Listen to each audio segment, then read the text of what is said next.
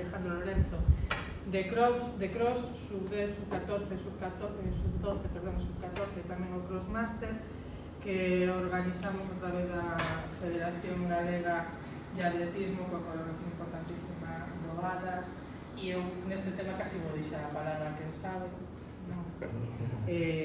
A que neste caso, e que nos explique ben o que vamos ter este sábado na Rota, creo que é un tema importante. Bueno, pois, moitas gracias por vir, como sempre, ás presentacións que vamos facendo das actividades, neste caso da Federación Galega. Decir que este campeonato xa non é un campeonato novo, non?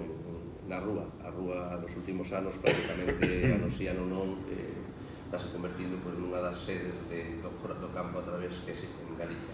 Hai 3-4 circuitos importantes e un deles é o da rúa. Neste ano, a Federación Galega concedeulle ao Concello da Rúa a celebración do campeonato de categorías menores, campeonato federado que teñen acceso todos os clubes de Galicia. Non é o mesmo que, por exemplo, que se celebrou agora, fai unha semana en Ribadavia, que solamente era o xogar,